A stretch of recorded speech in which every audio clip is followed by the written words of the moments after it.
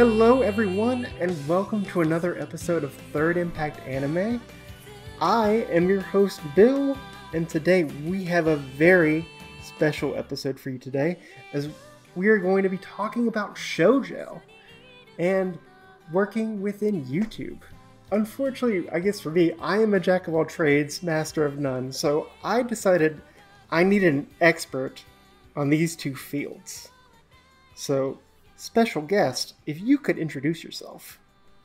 Hello, it is me, Colleen of Colleen's Manga. I do YouTube content on Shojo and Josei anime and manga.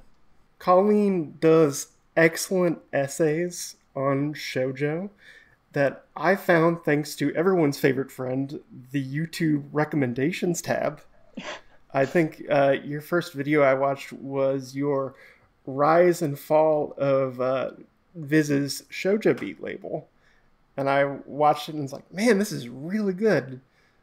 This really you. thorough, and I'm learning a lot. And your channel has got me into different series like Snow White with the Red Hair, which I am watching the anime currently and am really enjoying, and some other manga like Critical Condition Called Love.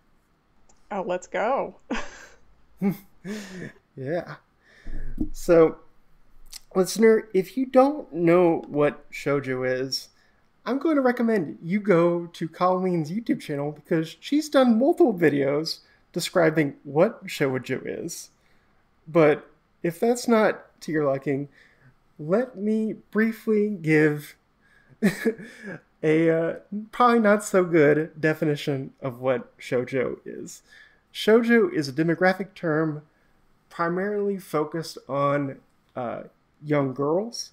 The stereotype with shoujo manga and anime is that it's usually high school romance, but shoujo can be a wide verse of topics from sports to science fiction, like the classic shoujo They Were 11. Shoujo has a wide berth of topics and genres, and for me, that's what makes shoujo so interesting. But hopefully I didn't butcher that too badly. Oh no, that was perfect. Thank you. So, Colleen, whenever we have a guest on for the first time, we always like to ask them what got them into anime and manga. So, probably for you, what got you into anime and what got you into shoujo manga and anime adaptations? Yeah, I think for me and, for a lot of people in my kind of like generation of the 90s, it was just, Saturday morning cartoons.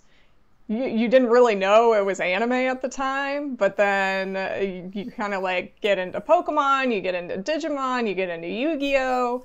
And then you start finding out about like magical girl series, and those are just something that we don't really have as much in America, especially back in the 90s. So finding those, like Cardcaptor Sakura, that was a huge revelation for me. I thought Sakura was so cool. I wanted to be just like her. So yeah, finding like Saturday morning cartoons, getting into card captors. And then I started, because I had a friend who was also very into card captors, I had a friend who introduced me to Fruits Basket. And that was kind of like the first time I watched anime knowing it wasn't technically supposed to be like a Saturday morning cartoon that I could just find on TV, because there was really no place to watch Fruits Basket back then. And that's when I found out, oh, there's like book versions of this too. So when the Fruits Basket anime was over and I watched the whole thing, I found out that there were book versions at the library, and that's how I got into manga. It's probably best to say that Fruits Basket is a very general gateway for a lot of people that get into shoujo. Oh, absolutely. I feel like it's either Fruits Basket or on High School Host Club, and then sometimes it could be like Vampire Night, and I think that's just because it was so ubiquitous in like the mid 2000s. Yeah, and just I think Tokyo Pop at the time had the license to that, and they were one of the few kind of early companies that realized, hey, there's a demographic that is not being really served. We should push that. Oh yeah, definitely. Tokyo Pop had her backs back then, and then, they kind of fell off, but Then they got too big and decided we need to make a reality show. yeah. Those were the good old days. You could probably find Tokyo Pop volumes still in your flea market everywhere across the country. Yeah. I feel like if you walk into some sort of like secondhand bookstore, you're almost always going to see like just a full set of some sort of Tokyo Pop series you may have never heard of. What is this? How have I never heard of it? Exactly. But those were the halcyon days of the 2000s boom. So I guess for you, did you kind of have a like initial period where you're really into it and then kind of dropped off for a while and then kind of came back into it later? Like, how has your fandom gone as the years have progressed? Yeah, I was like super super into anime and manga. I mean, obviously I still am, but when I was like a preteen to late teens, I was super into it, but somewhere around my senior year of high school, I think, I kind of fell off of it more. I came back in during college just a tiny bit. Like, I got really into Attack on Titan and Haikyuu like everyone else did around that time as well. And then I didn't really stick to it, though. I wasn't like getting back into collecting. But for me, like many other people, once again, I got back into a lot of hobbies that I used to have during the pandemic. So that's when I kind of got back into reading manga and watching anime. I ended up rewatching a bunch of series I used to love and kind of like rekindling my love for anime. And then it once again spiraled into me being like, oh, I haven't reread this series in a while. And then I would go reread all my favorite series from my teen years. So yeah, I kind of fell off, would come back, fell off. But now I'm back, and hopefully I'm here to stay for longer than last time. I bet it was like a mixed bag going back and reading like old favorites of like, oh, this series actually holds up pretty well. It's like, oh, why did I read this? Oh, absolutely. I mean, I talked about it a bit in my Shojo Beat video, but Shojo Beat titles are really like hit and miss. I feel bad for anyone who wants to collect all of them because a lot of them are not very good. But yeah, I would reread some of those and just be like, why did I like this? I don't really know like what interested me with these series.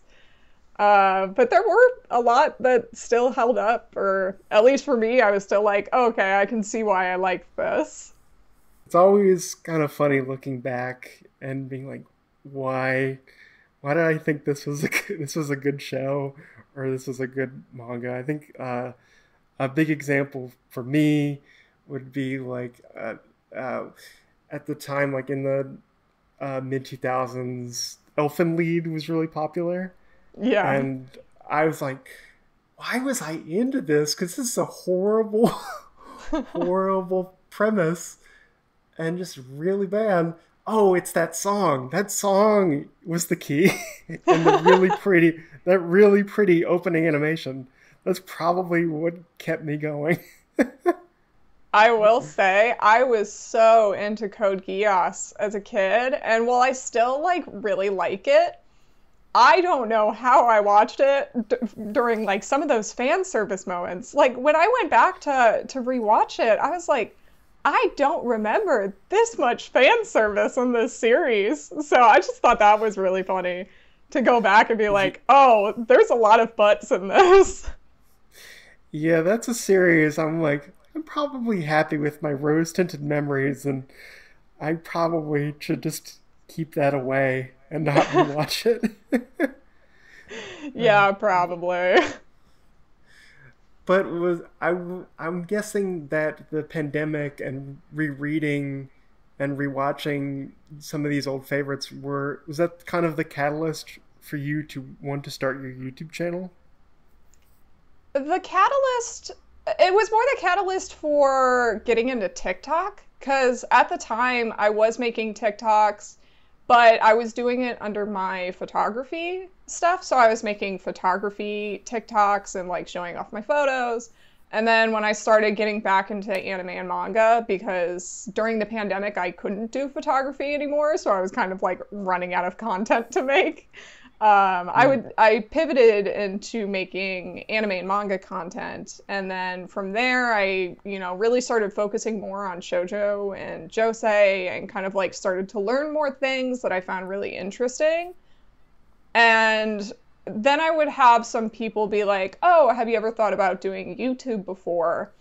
And for me, I was very against it for like a long time. I was like, I don't know, it seems too like hard to get into, like hard to break into, I guess. Right.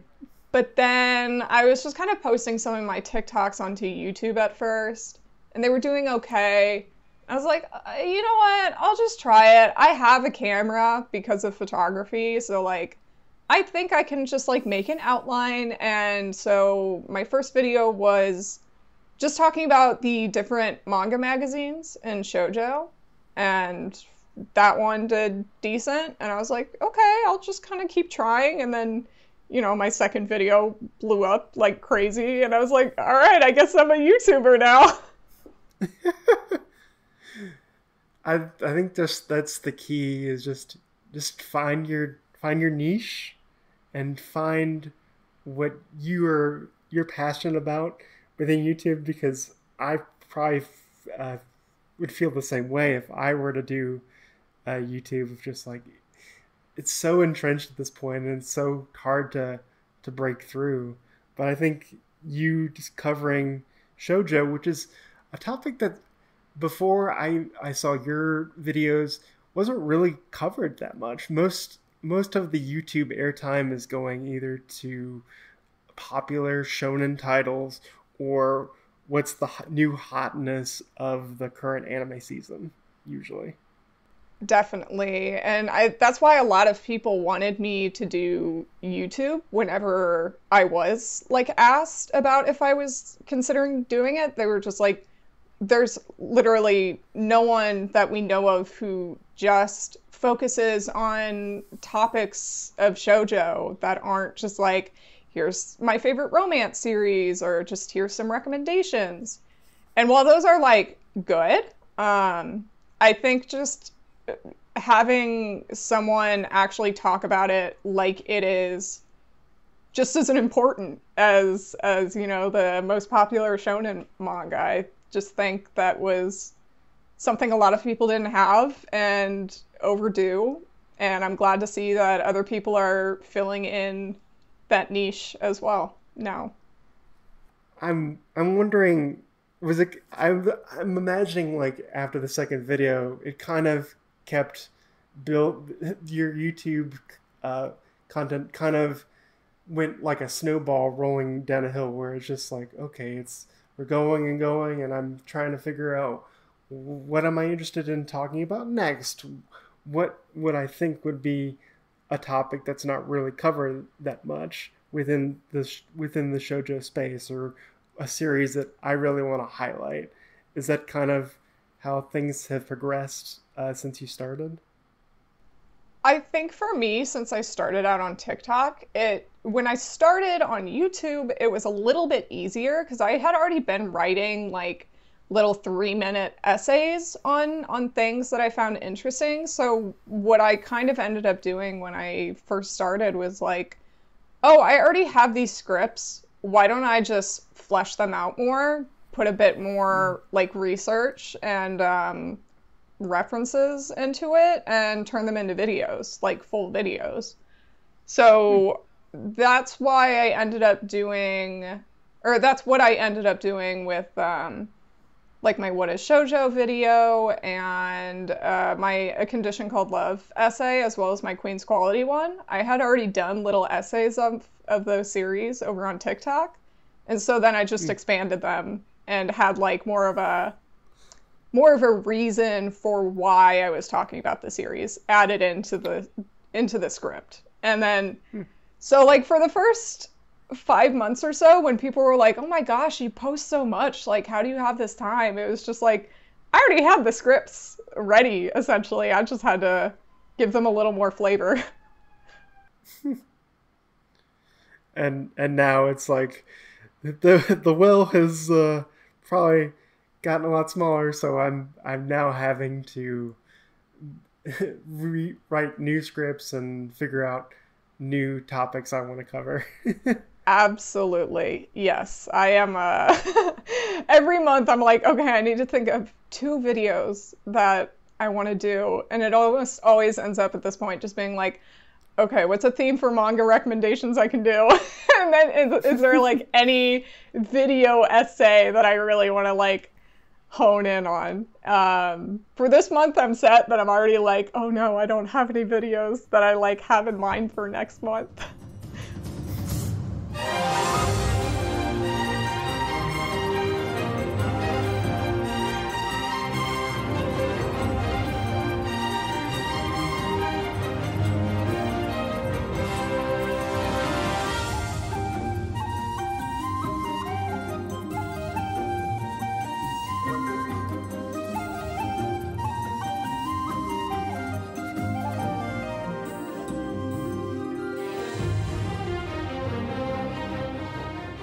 Since you've brought it up a couple times, I should ask, what is it like, at least for you in the anime manga space on TikTok? Because I'm a stubborn person and I'm not on TikTok, so kind of the audience for TikTok is, I would say, is foreign to me. Like, I'm not sure if there's any real differences between that audience and the YouTube audience.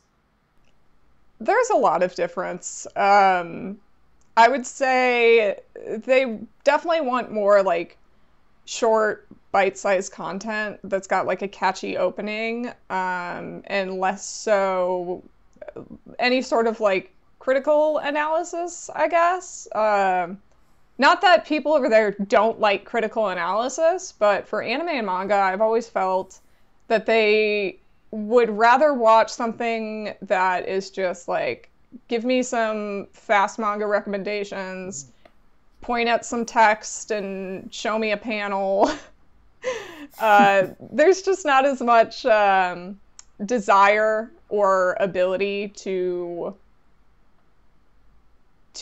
engage with anything beyond more of like that short form content. And then when something does do really well, that is longer, is more just like if they could argue with you on something. And in that regard, I would say that's very similar to YouTube. Well, actually, that leads into probably my next thought, because for me, as someone that's been doing this podcast for a while, feedback is very sporadic and it's like a black box. I don't know where it's coming from. It could come from a post on our website. It could come from a post on social media, like not Twitter, X, whatever that name is. It could be on our YouTube channel where we repost episodes there, but it's very sporadic. But since your primary focus is YouTube, and YouTube is very instant, I'm going to post this comment about my thoughts, and it's, at least from how I kind of see YouTube, it's either very much like, oh, I thought that was a really cool video, I really like that, or vitriolic hatred. There seems to be no in between. Yeah. There's not much in between. I feel like, sorry, go ahead. I was just how do you deal with that sort of like instant feedback? Because we don't, at least for my podcast, we don't really get that. But when you post a video on YouTube, probably in a few hours or less, you'll instantly get comments or thoughts on your video. The thing about YouTube is that your first day of posting is almost always going to be your audience that enjoys your content. So the first day of posting, it's almost always just people being very nice or having conversations or like asking questions, and that's all fine and dandy, and usually the first day is fantastic. Then from there, it kind of snowballs outside of your audience more often, and especially if it starts to actually gain traction outside of your audience and get recommended to new people. And that's usually when you kind of lose the main point of your video to these people who just wanted to like. So sometimes a video of mine will do well, quote unquote, if I said something wrong, and then all these people get an opportunity to jump at me and be like, oh, you said it this way? You're so stupid. That's funny that you said it this way. You should, why can't you learn Japanese? It's like, okay, are you going to pay for my Rosetta Stone?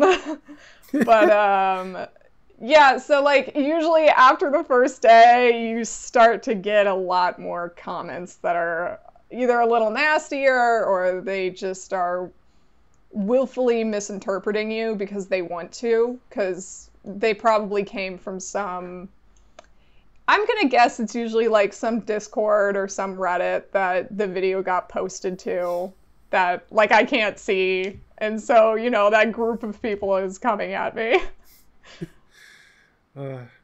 Well, I'd say to those people, I'd like to see you try and make a YouTube video where you did the research and you did the editing.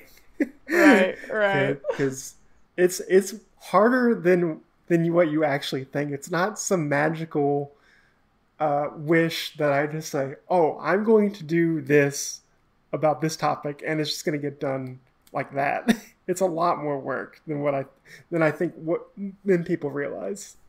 Yeah, I put about 1 to 2 weeks into research before I even start scripting. And the script usually takes about a week, and then the editing takes about a week. So if they want to, you know, do the 4 weeks of all the stuff that I have to do for my videos, they can go for it. But I guess, how do you deal with the negativity that can come your way if a video kind of goes outside your initial audience? Is it just like, after a couple of days, I'm just not going to even look at the comments? Or are you going to have moderation? What's kind of the method for you in dealing with that? It really depends. For my misogyny in the manga community one, I knew I was going to get hate right away, so I was already preparing myself for that.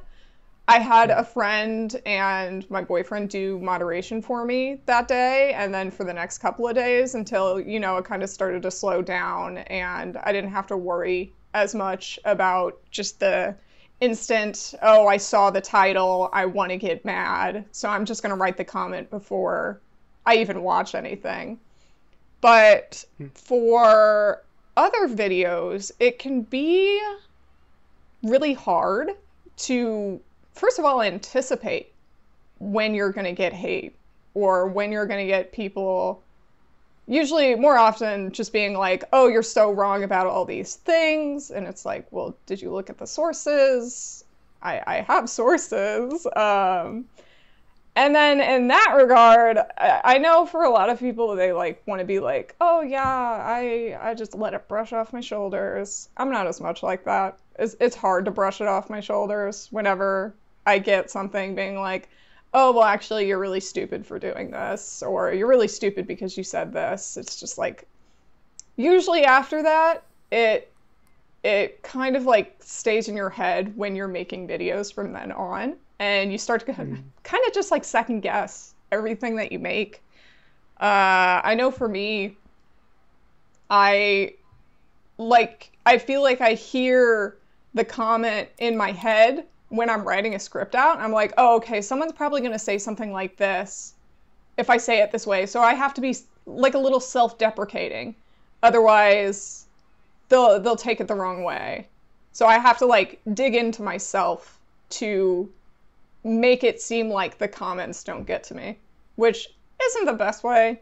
I I need to get a tougher skin at this point, but I don't know. When you start off with like only your second video getting you a full audience and you're still not entirely used to that, it takes a while to grow that tough skin. So I think I'm still in the process of like trying to figure out how to manage my mental health while also building a small audience. Well, I can relate to that self-deprecating uh, defense mechanism. I do that all the time with myself on this podcast and in person because you I think for anyone that's in the creative field, you're always probably always overthinking and always second guessing of just like how is something going to be perceived, how are things gonna be examined. And so I think even to the to people that are much higher up the rung than me, I think that's a common thing, and it's just everyone needs to find their own way in dealing with it, whether that's through moderation or finding a good support group. So I can relate to that. Yeah, having a support group has been really helpful because I do have a good group of friends who are all like, if I see something that really like upsets me, I know I can send it to them and they'll be like, we got your back. Like, it's not like they attack the person or anything. They're like, we got your back. Let's all commiserate in our little group chat. Let's, talk it out. And usually after that, after I talk to them, I feel a little better. And it's a little easier to let things roll off of you when you have other people to like help push it off of you. Right. And probably the other thing that can be kind of an emotional roller coaster is the YouTube uh, demographic data that you'll be sent on videos. Because I've seen other creators in different spaces just like the way YouTube frames your videos in terms of how it's succeeding and how it's failing can make a creator feel pretty crappy. At least from what I've heard, because they'll be like, oh, you didn't do as well in your metrics. Oh, that's too bad. Why aren't you doing better? Or even if you're doing really well, and it's like, you're like over 40% over your metric, but you could do way better. Yeah, they really are trying to make you feel bad when your videos don't do as well. The little gray down arrow that graces your screen anytime you click on your YouTube studio is just, it hurts. It hurts to look at once you open. Yeah, because I had such like a huge start from there, it's kind of all just been downhill. Like every now and then I'll get a spike, but I feel like all I ever see are those gray arrows because I'm never going to get back to that one video again. Like that was a flash in the pan, So I've just got to get used to that little gray arrow that I see all the time. Yeah, I think you talked about it recently on X, Twitter, about like, man, this. I'm sorry, I'm forgetting the video, but it was one of your recent videos where you're talking about like, man, it's not getting the amount of views that my previous videos have gotten, even though they're kind of similar in content. And I think you said like, I'm still happy people were enjoying them, but it's kind of weird just how the YouTube algorithm / demographics seems to go. Yeah, for that one, so all of my manga video essays don't do very well, and the only one that has done well is my Condition Called Love one.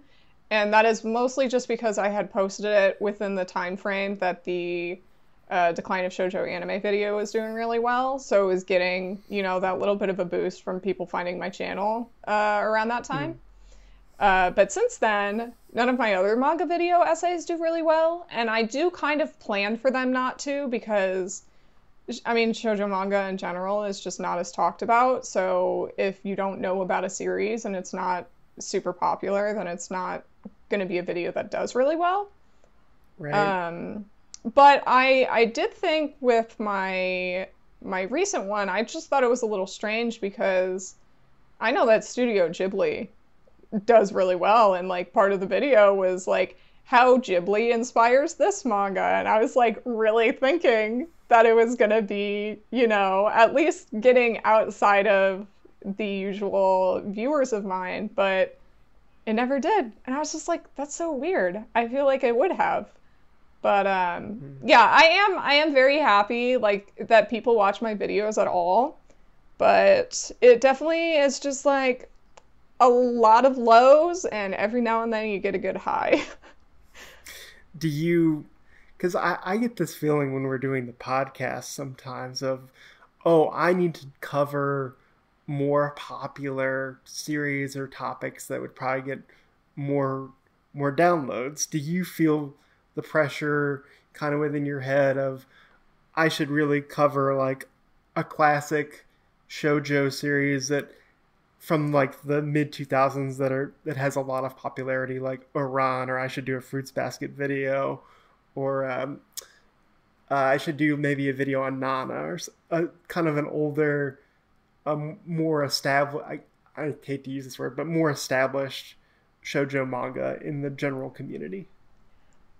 What's funny is I don't really feel the need to cover popular content, and I never really have, just because I've always been like, well, other people have already done it. Like, and I know there is value in like maybe a different perspective, or like just maybe I have something different to say than someone else may have. But to me, it's just like it's already been covered. Like, what more is there to say about Fruits Basket or Nana or on High School Host Club?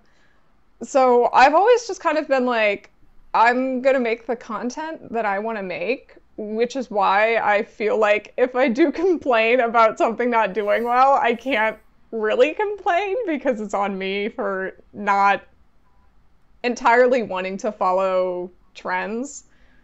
Just Mm. because I like to talk about things that aren't talked about, and because they need spotlights too, you know?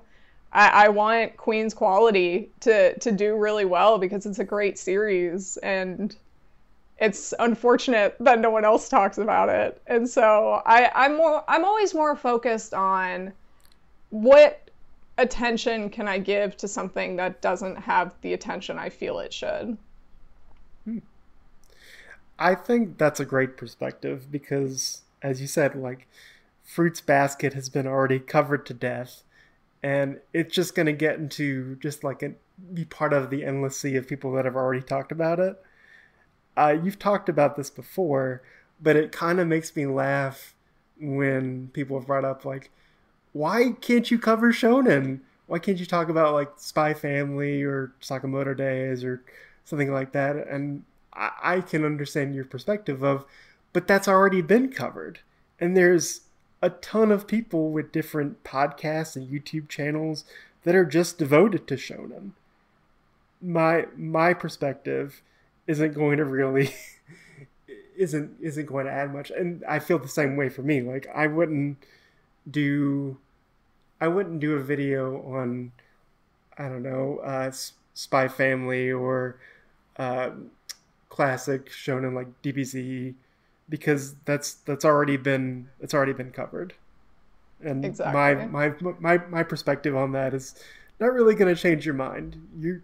You probably have already made up your mind about how you feel about DBZ or Spy Family or Chainsaw Man. Exactly. And I just like to think of myself as like someone who just wants to introduce you to things.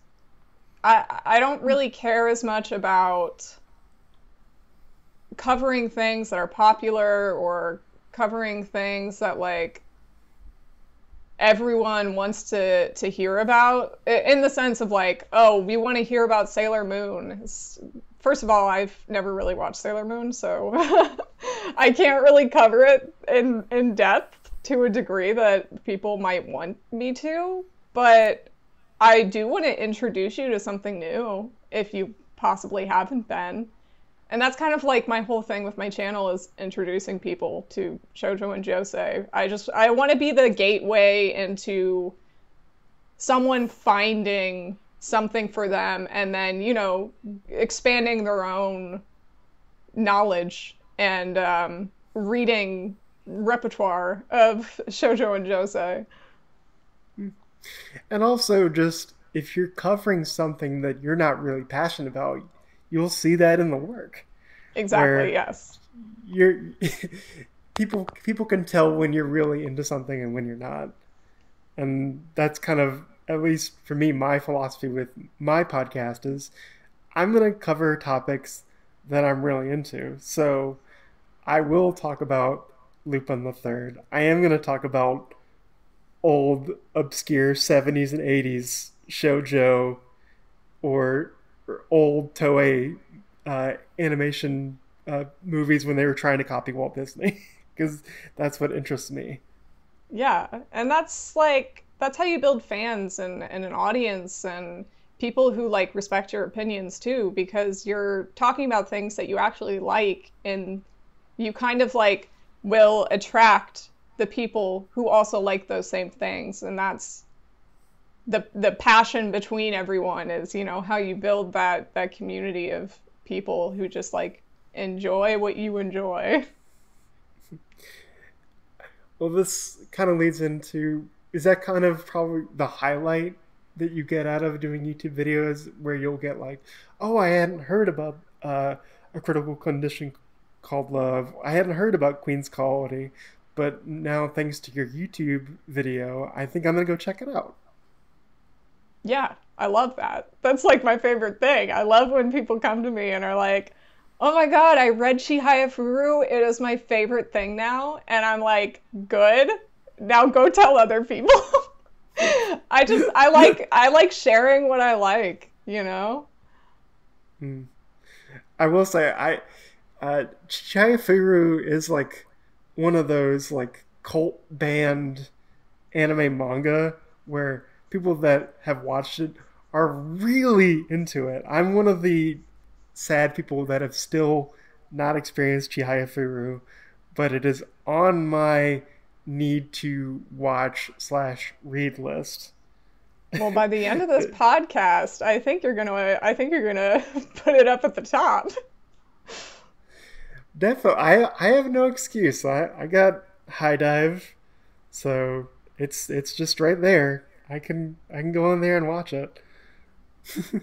The Colleen effect. The Colleen effect is talking to me for a little bit and you leave and you want to read or watch Chihaya Furu. What is this spell over my Roku remote? It's taking me to High Dive. Exactly. It's the Colleen effect. ダメみたいだ君の声が鳴りやまなくて困った目をつぶってもそこにまその苦く味わいのないこの恋に僕は今日も君に何もしないのそれは恋のアイデアで思いとかやるよ君とのにこの葉は散った春が僕にこびりつく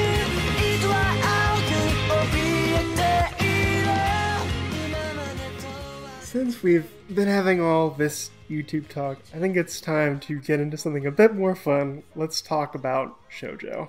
So, I have to admit, I am still a relative newbie into the shoujo demographic. I'm a bit of a hipster, and then I've been watching a lot of older shoujo from the 70s and 80s. So for me, I've recently just finished the tennis shoujo anime Aim for the Ace. I've watched 1984 Glass Mask. and I started Dear Brother and Rose of Versailles. But I've been trying to not be a hipster and trying to watch newer or newish shoujo. Recently, my usual co-host Austin and I are watching Snow White with Red Hair, which has been a blast.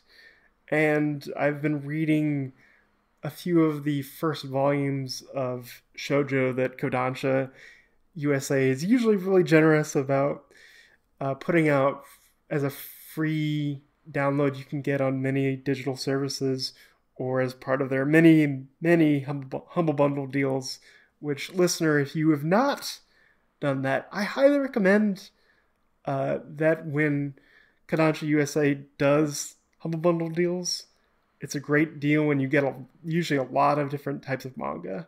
So I recommend that if you are okay with a digital format. But I think also what's kind of helped me explore shoujo has been your kind of videos. As I think my first one that I mentioned earlier was the rise and fall of Shoujo Beat, and then it was like finding a really good TV show, and I would just go, oh, okay, this is another essay, this is really good too, and then another one, and it kind of led me to some wonderings about shoujo.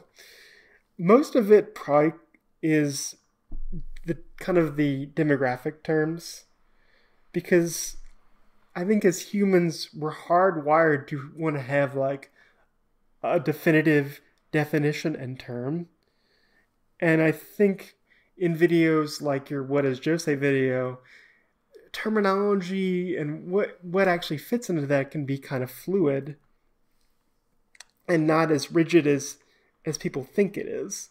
And I was wondering how you feel about kind of these demographic labels and how you navigate that, because I imagine for your YouTube channel that can also be a tricky thing of just figuring out what exactly fits into what. Yeah, it can be tricky, and I think it is reasonable for people to be confused by them too. While I try to like help educate people, or at least just be like, no, this one's actually a shonen, it was published in a shonen magazine, I don't like condemn them for thinking that something may have been a shoujo that actually wasn't. I think more of the reason why I'm a little more strict on like what people are calling shoujo and shonen and seinen and josei is just because at this moment in time, and for forever since its inception, shoujo and josei have always been kind of either thrown under the bus or just deemed not as worthy or not as good.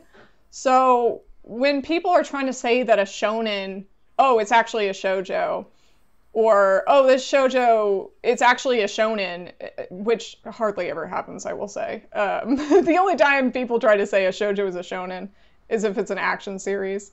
And they're like, oh, boys could actually like this one. And I'm like, okay, hold on here.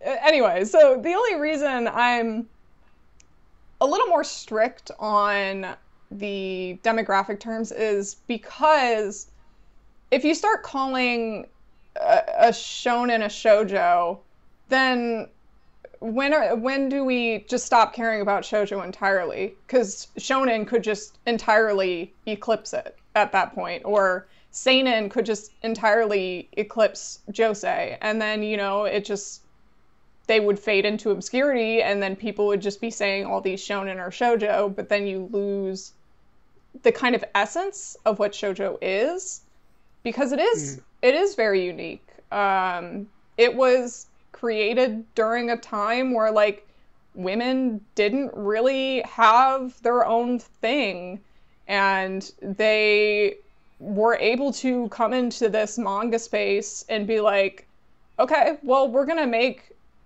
these series for girls, and we are women, and we kind of have an idea of like what girls liked when they were kids. So like having that is really cool, because we don't have that in America even. Like comics aren't divided by demographic here, but you don't really think of comics as being for girls as much. But Japan has like this whole subculture of manga that is for girls and for women, and I don't know, that's really cool. Yeah, I would agree, and I would say, at least in the West, in the United States, women are still undervalued when, in terms of the market and the audience, when, at least in my opinion, women can drive series to popularity. This is an old example and a Western one, but when I don't know if you know or watched Doctor Who, but during the heyday, I was a big Whovian. yeah, like the popularity of people like David Tennant and Matt Smith were primarily driven by the female fan base, and I think thanks to them, Doctor Who gained a larger popularity in America. And I think sure. that gets ignored. Or a very recent example, like this comes with a lot of baggage, but the Barbie movie that has just come out, that has just blown up in terms of the amount of people that are seeing it and just the box office records it's smashing. Yeah, I see a lot of parallels when stuff like that comes up, when people talk about like feminine media, like the Barbie movie, which is not intended really for anyone other than kids who played with Barbie, and that is more often than not young girls. And seeing people kind of like talk about the Barbie movie, and some of the men, you know, who've left the theater being very upset about it, I'm just like, I see those parallels between how like the manga and the anime community talk about Shojo and Josei, and how the Western audiences, people in America, have been, you know, talking about the Barbie movie. And so even though America doesn't have that divide of demographics, the what's the word? The thought, or like the same idea that many people have, is still there. Like it's still a present thing. 100%, where with Western media, we seem to divide entertainment by demographics, even if it's not spoken. Like for a long time, and even today, like video games are seen as a male-oriented entertainment, when women really are also a huge segment of video games. So I just kind of the disingenuous pushing away of the female demographic, to me, seems like just a real dumb idea, because when it gets latched onto something, it usually does really well. Yeah. And I definitely do see where people are coming from when they say, why do we have to divide it by gender? Why do we have to divide it by sex? Like, you can read anything and you can like anything. It's all manga at the end of the day. But for me, even as someone who does identify more as non-binary, I still see the value in having shoujo and josei, and especially when it is still so undervalued by everyone else. It's giving a safe space and a safe haven for girls who don't see themselves in shonen, and women who don't see themselves in seinen. And you know, if you're to the most extreme example, if you're if you're reading a hentai series, or if you're reading an ecchi series, and you just call it manga, you just call it ecchi series, I don't think women are going to be able to, you know, just pick up an ecchi series because they wanted some smut and be like, oh, this is for me, you know? Like, it's going to be very objectifying and degrading sometimes. So, like, having that separation can be helpful for things like that, especially. Mm. Yeah, I know you've talked about this in your videos where the shoujo market is severely underserved. A common complaint that I know you have and that I would agree with is Viz is really poor about licensing shoujo titles for their shoujo beat line. Now, I don't know how it is with other publishers like Seven Seas or Yen Press, um, but it seems like there's a market there. Why are you ignoring an underserved market? Yeah, I do think this year Viz has been doing a lot better, at least in the sense that they didn't only license 5 series, like they're already over 5 series, 5 shoujos licensed for this year, and I'm like, okay, you know what? You did better than last year. I'll take it. But at the same time, there's so many shoujo series that do so well in Japan or are very popular, and yet we don't have them in English. And you can look at other markets, and while they are different from America, and I do understand that there's going to be different trends in different markets, just seeing that like so many other countries already have these series and we're like years behind, it's just a little disheartening. And to me, it's so easy to see that it's like, why do we not have these? And is it really anything other than just like undervaluing their audience of women, or undervaluing just shoujo and josei in general? And I do think a lot of it's not all American companies. I don't think, to a degree, I don't think they can do much about it sometimes. I do think that the companies over in Japan are also like, they need to be pushing these series. If they're seeing that they're doing so well, like, why don't you want to market that outside of your country as well? So I think it's really just a mix of both, shoujo and josei, the same conversations we have in America, you can find those same conversations in Japan as well.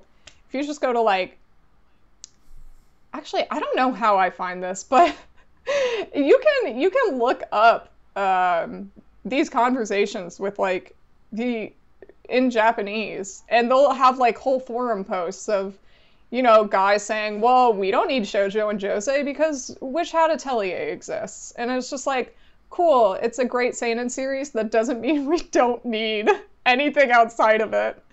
But yeah, so like the conversations are everywhere, and it's not just a unique thing to America. I feel like the problems are just all encompassing around the world because, sexism can't be escaped.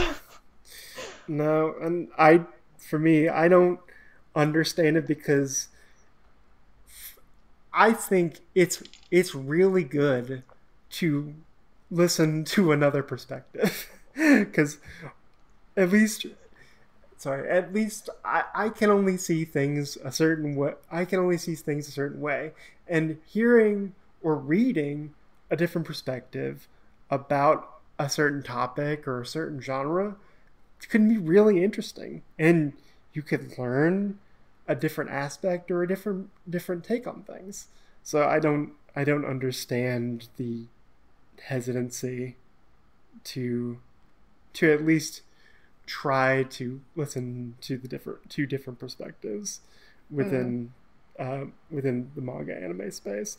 And also a lot of shoujo tropes are taken into other categories. Like I don't know if this is a recent thing, but it's funny to me that the label romance is so tied to shoujo when romance is such a big part of popular shonen and seinen series. Like for me, Detective Conan is one of my favorite series. Romance and the will they won't they of Shinichi and Rand getting together, that's a pillar of that series. The romantic tension of that is a big part of that series. I think this isn't a shoujo, but like fantasy series like Inuyasha, which was really popular, the romance angle of that was a big reason why people were really into Inuyasha back in the day.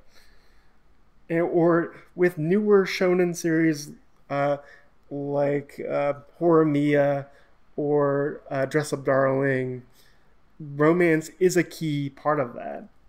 So I don't understand why people think romance is only tied to the shojo and josei genre when it's pretty widespread at this point. Yeah, and this is where I would say that Shueisha as a company is just my enemy because I feel like a lot of the reason why the American audience is so just confused about like what shonen is and what shoujo is because a lot of like the most popular stuff that comes to America is from Shueisha, and on the shonen end Mm-hmm. it's Shonen Jump, and on the shoujo end it's like at nowadays at the very least it's Betsuma, which is all high school romances. That's like the core genre that Betsuma magazine focuses on. So if you just look at those two, it is stark. Like, there's really no romance other than Blue Box right now in Shonen Jump, which is why everyone thinks that it's so unique and special. And not to like crap on Blue Box or anything, that's not the point of what I was trying to get at there, but it's like it's a very rare romance series in Shonen Jump. And that is why everyone is like, "Oh my gosh, they're like this is a romance series in a shonen. That's crazy." But if you just step outside Shonen Jump for 2 seconds, you'll find Shonen Sunday, which is where Detective Conan is, and where Inuyasha is, and where Komi Can't Communicate is. So just the American perspective on shonen is very just Shonen Jump, and I feel like even if they take one step out of that, you find so many other series that also have romance, because guys don't hate romance. Romance is very well loved by dudes too. It's not just women. It's very Yeah, strange. guys want romance. I don't understand why this idea of just like women only want romance. No, everybody wants romance in their life. That's that seems really dumb to me about the whole narrowing of romance to only one particular gender slash sex. And I think that's why a lot of people just think shojo is romance, and then they'll say like Dress Up Darling is a shojo because they just are like, oh, I don't know if they just think shojo is like a special word for romance, but that seems to be the consensus. Is just shojo means romance, and so anything that is romance is shojo, and it's like I do not claim Dress Up Darling. Sorry.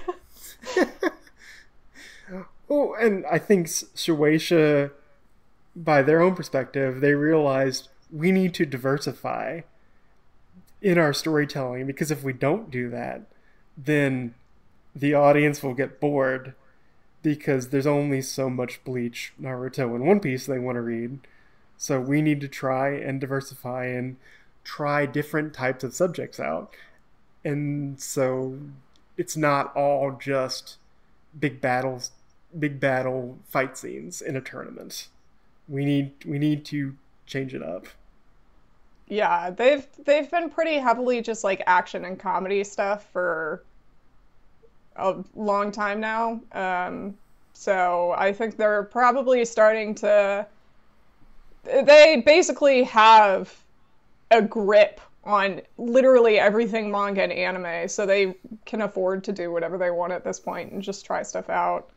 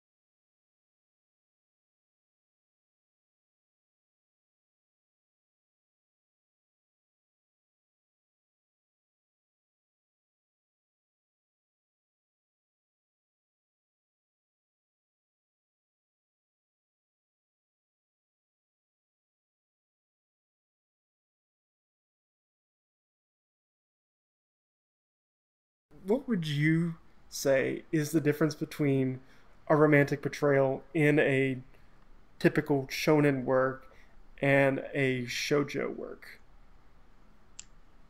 It really is hard to say.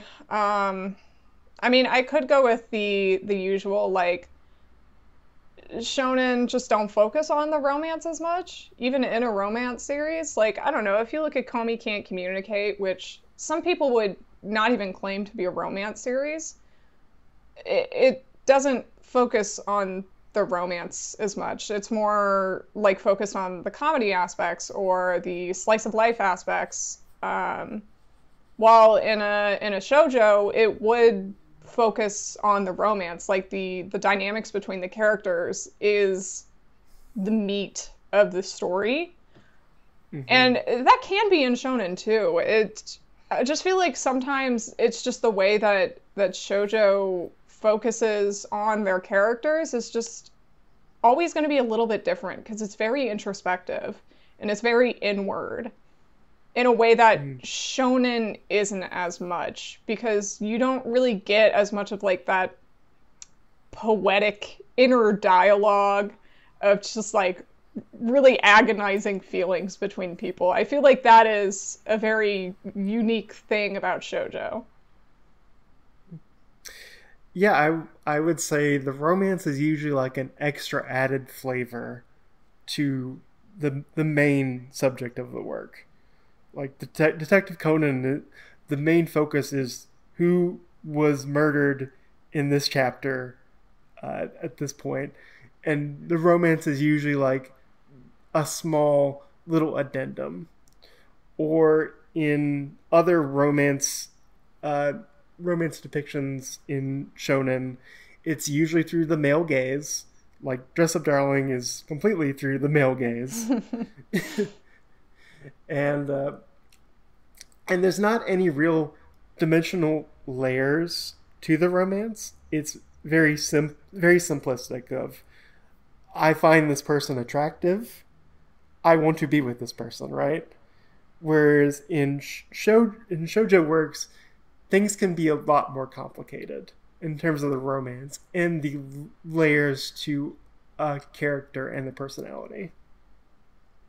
Yeah, I always view shoujo to be so much more character driven, and I think that's why shoujo romance like really resonates with a lot of people, just because it is so character driven, and it's more common to find those in shoujo. And I feel like with shonen it's a little less common, which is why I kind of feel myself, because I love character stories. If I'm like getting to dissect characters and like figure out how they work in a series, that's what I love, because I can dissect that and I can like make I can make video essays off that, you know? Like if there's complicated characters and they're all like intertwined with each other, that's why I'm like, okay, that's my bread and butter right there. And I feel like with shonen it's more plot oriented, and with plot oriented things I get lost so easily sometimes. So for stuff like that, it's a little harder for me to get into, and I feel like a lot of shonen romance series are more plot oriented rather than the characters themselves. Well, and it's very much a repeat, set up, repeat, right? Yeah. Like Komi Can't Communicate has a very particular joke that's trying to tell. It tells the joke, then maybe a little bit of romance. Or in a more action-oriented thing, it's, I must defeat this person, I must defeat this sub-boss to get to the other sub-boss to get to the other sub-boss.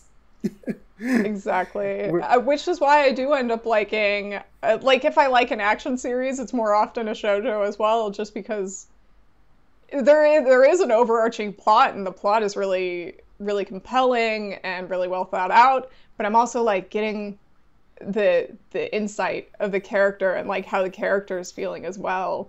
And I can really connect more to that than just, I don't know. It's hard to say, because like you know, there's so many different shonen and shoujo. You could poke holes in anything I'm saying right now. But from what I've read and what I've enjoyed, those are like the differences that I see more often. Well, one thing that I particularly love about shoujo is just the heightened emotional stakes that you get in shoujo. Like in a lot of these older shoujos I've been watching, it's very much, this is life or death for me. I must beat the the queen of the tennis court in order to progress on the team. Or what will everyone think of me if I do not make the serve? And that's not really there in shonen, as where it's more simplistic in terms of emotional feelings. It's either neutral or very high, whereas with shoujo it can go all across the map, and that to me feels more realistic and is more relatable, because that's how we are. We are emotional human beings that have crazy cycles that can go up and down and up and down and sideways, left and right, which I really connect to. Yeah, same. Especially like for me, you know, growing up as a teenage girl for the longest time, I was also in a crazy heightened emotional state at all times, where one day I'd wake up and I was just crazy depressed and I thought everyone hated me, and then the next day I'm like off the walls hyper. And maybe that's just because I had a lot of problems back then, but I say this with a bit hesitation, but I also really enjoy the kind of the soap opera aspect of it, of just the over the top like rival that you could have, or just the everything is high stakes, and I think that can be a lot of fun. And it's funny to me that people think of soap operas are tied to women, gender, and sex, when American superhero comics and wrestling, which are usually primarily for the male demographic, is basically male soap operas. yeah. I feel like soap operas get a lot of flack, and like I've never been a soap opera person. I couldn't say much about them, but I'm sure they are just as like, I don't know, dramatic as any other more male dominated media too. Drama is something that everyone loves. You can't say no to drama. Everyone loves it. People are watching Succession. That's drama, okay? People were watching The Bear, and that's a family drama. Or Exactly. I haven't watched this, but like Severance, which is about like a workplace drama, that's also a big show that's currently going on right now. It's like you can't deny we enjoy dramatic events happening to other people and seeing their emotional highs and lows. Yeah. I just think as humans, we like seeing other humans go through things that we've gone through. Yeah. Or we like to live out a certain fantasy. Like, Yeah. I'm never going to live in a historical Japan. So seeing a shoujo manga that takes place in that time period, or a shoujo manga that takes maybe in the far future, is really interesting, and I want to explore that. この幸せ信じていいですか好きでいてもいいですか歌方の夢でもあなたに出会うまでは諦めてただ目を閉じていた惹かれて初めて望んでしまったのあなたとの幸せを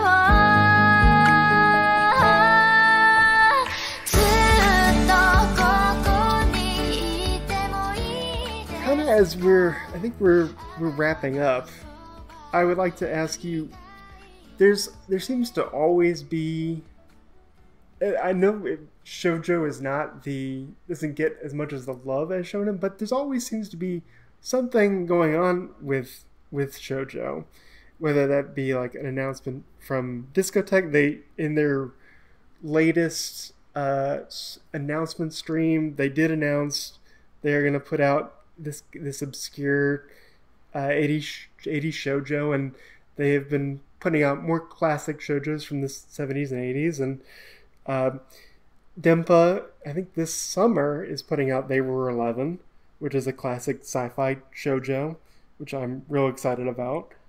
Is there a shoujo manga or anime that's coming or that's out currently that you're really excited about, or that's keeping you really engaged? I will say this year we have gotten so many announcements for shoujo anime. I say so many, and it's just like five, but that's more than previous years, so I'll take it at this point. But yeah, they just announced that A Condition Called Love is getting an anime next year in the winter, so I am extremely excited for that. That is one of my favorite series. And this past season, we had Oku, The Inner Chambers, come out, which was a fantastic anime series that I just feel like everyone's missing because it wasn't weekly. They just dumped it all at once, and no one's really talking about it anymore. That's just the oh, sorry. That's just Netflix being Netflix. Like, I think anytime an anime gets onto Netflix, it just gets lost in the void because it's not on Crunchyroll, unfortunately. Yeah, luckily My Happy Marriage, which is also airing this season, is a weekly on Netflix, so people are like actually, getting to hype that one up a little bit, which I really wish they did for Oku, but and then for manga, I'm trying to think. I feel like most of the Shojo and Josei manga that I was very excited for already came out this year. So like Don't Call It Mystery by Yumi Tamura already came out. That was my biggest hype up series for this year, was Don't Call It Mystery. And now that it's out, I'm just kind of like, all right, well, what's next? And I feel like announcements for manga this year have been a little lackluster on the shoujo side. So I'm just kind of hoping we either get something towards the end of the year that I'm more excited about, or these upcoming shoujo animes are gonna keep me they're gonna keep me fed for this little like small manga drought of things I'm not as looking forward to. Oh, I should ask you, because I'm not as tapped in to the manga space. So when I see people get really excited for, let's say, a shoujo announcement, I'm always a little confounded or confused of just how do people already know about said series or said release, and how do they keep up with it? Is it through like Reddit? Is it through like a forum in particular? Or how do you keep up with series in particular that are not licensed by a US publisher? Yeah, for me, it's kind of a mix of like three different things. The first one is usually, so I follow Manga Mogura on Twitter, and they are a great source for any new series coming out, any announcements, any just like chapter color pages and magazines, and the work that they do is super helpful for me. The other thing is I'm on AniList a lot, just like browsing, trying to find things, and there's so many different like organizational ways to look through AniList. You can go by year, you can pick shoujo, you can pick josei, and then like action, and you can just scroll for as long as it takes you. And that's how I found a lot of just like obscure series I've never heard of, just scrolling through AniList for a while. And then the last thing is I get a lot of the magazines from Japan. My Kinokuniya, that is close to me, they have the magazines from Japan that they sell there. And so every now and then I'll pick a couple up and just kind of like browse through and then go to their websites to see if I can figure out which manga is which. And then from there I go to AniList and I just kind of like see what other series that the author has worked on before. So usually that's how I find things. I think for other people, they're probably just like browsing AniList or they heard about it from someone else. I would say most of the time shoujo romance series get a lot of recommendation videos on TikTok. So like people will just make like, oh, my favorite shoujo romances, and those are usually the ones that end up getting more popular just for the fact that romance does so well in America in general. So, and I know you've covered videos covering particular shoujo magazines in Japan, like Margaret, and I'm blanking on. I'm sorry. What you recently did another video about another shoujo focused magazine in Japan. Lala.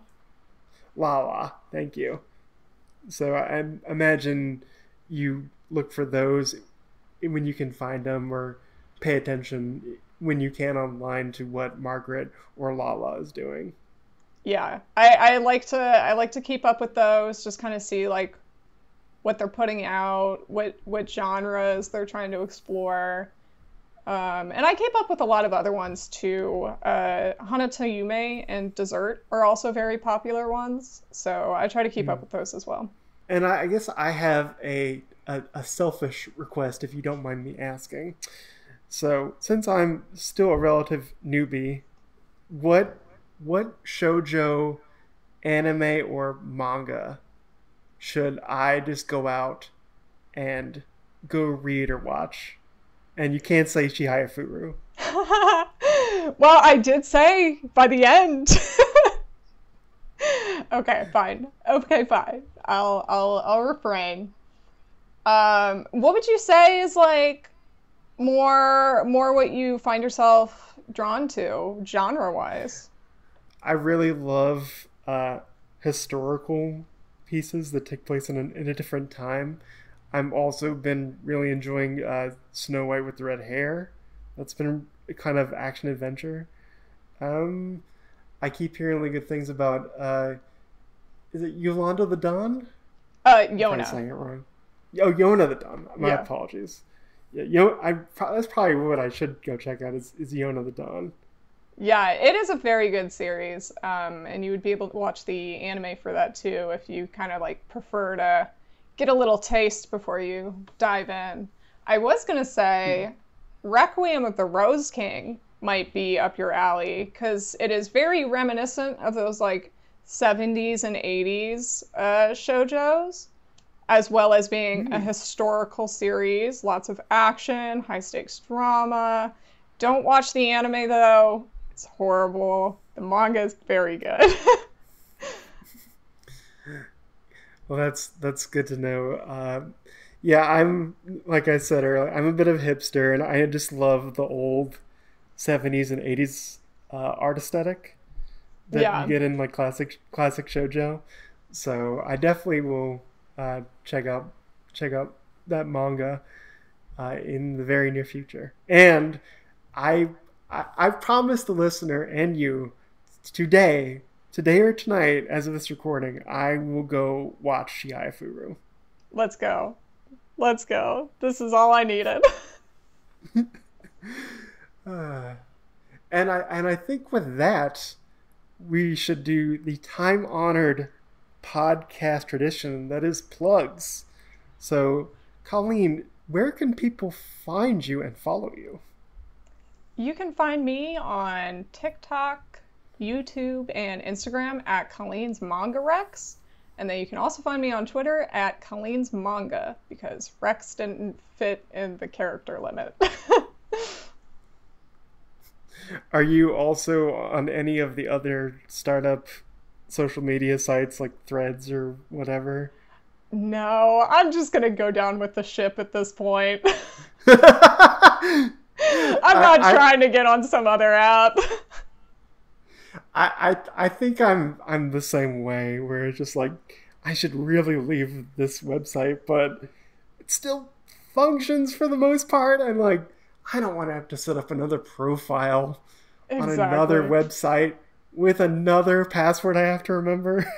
Exactly. It's the passwords that are killing me. Like I can't keep using like the same 5-6 passwords over and over. At some point I'm gonna get hacked.